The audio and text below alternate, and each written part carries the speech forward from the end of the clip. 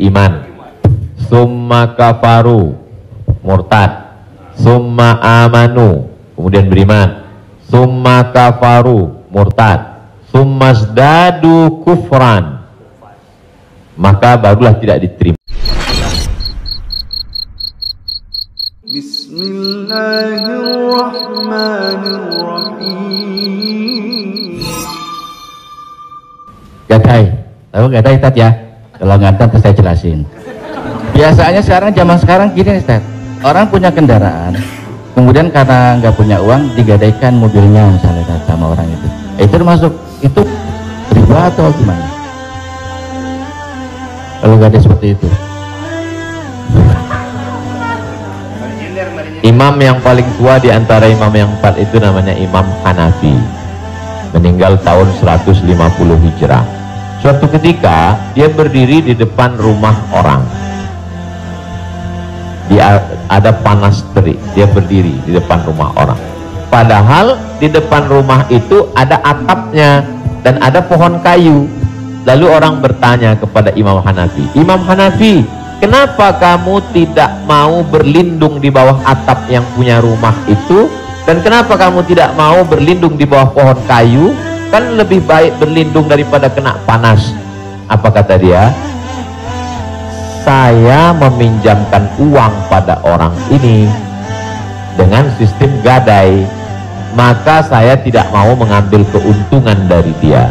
Ayyuma lahmin kullu qardin jarra naf'an fahuwa riba. Setiap gadai pinjaman kalau kita ambil manfaat maka itu berarti riba. Tidak mau bernaung di bawah atap rumahnya karena itu dianggap sebagai manfaat. Jadi manfaat tidak hanya sebagai uang tapi juga manfaat sampai sekecil itu dia menjaga dirinya. Jadi gadai dalam Islam hukumnya boleh, tapi jangan ambil manfaat dari gadai. Yang terjadi sekarang adalah orang mengambil manfaat dari gadai. Saya punya uang, lalu kemudian ada orang mau pinjam uang, saya tidak percaya dengan dia. Ustadz pinjam uang 100 juta, saya nggak percaya. Kalau Ustadz nggak percaya, ini sawah saya 1 hektar. Ketika dia kasih sawahnya ke saya, maka sawah itu cukup sebagai jaminan. Tapi yang dilakukan orang sekarang adalah sawah itu dia tanam padi, dia ambil hasilnya, hasilnya itu riba. Maka sekarang orang kaya makin kaya, yang miskin makin miskin. Bagaimana dia mau bisa menebus uangnya? Orang sawah dia dipakai terus dan uangnya diambil. Maka yang punya uang makin kaya, yang minjam makin miskin. Padahal dalam Islam mestinya cukup suratnya saja dipegang. Kamu kalau mau garap sawah ini garaplah, nanti bayar hutangmu. Itu akhlak dalam Islam. Akhlak itu yang dihilangkan oleh riba. Riba ini sangat kejam. Wallahu a'lam.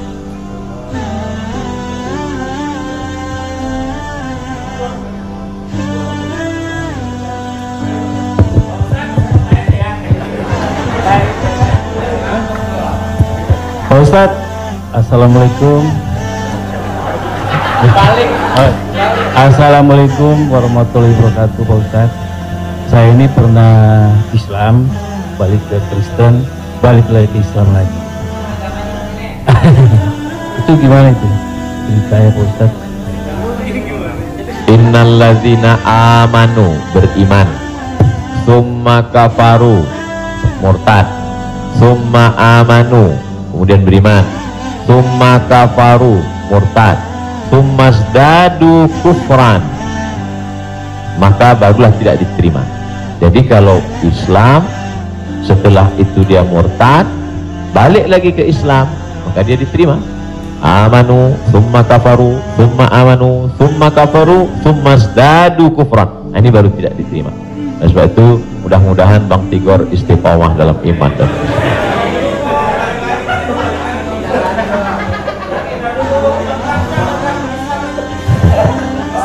Agama lu kayak angkos bolak-balik.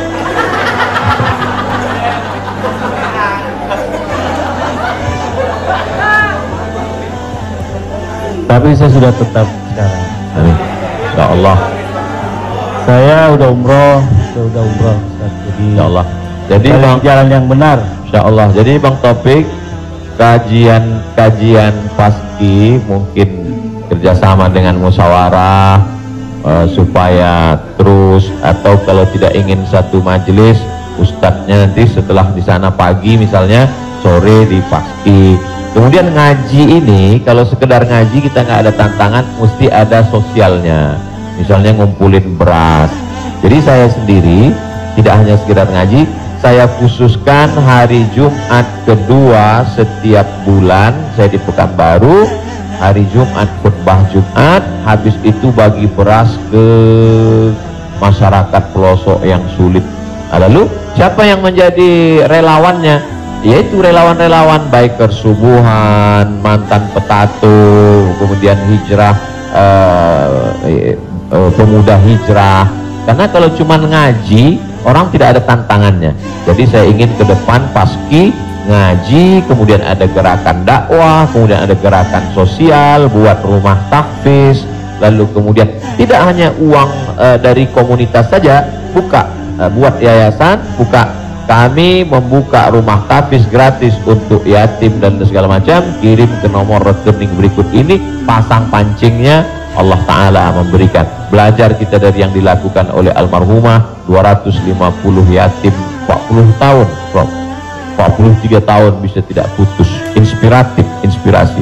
Jadi kalau mau, maka kita bisa ikuti jejak, sehingga kita, jadi kelanjutan itu, maka Bang Tigor dan abang yang lain, dia akan terpacu terus untuk datang setiap kajian pekanan, lalu kemudian memperbaiki tahsin bacaan Qur'annya, lalu kemudian meluruskan kajiannya, kemudian ada konsultasi dengan ustadz, tanya jawab dan lain sebagainya. Wallahu a'lam.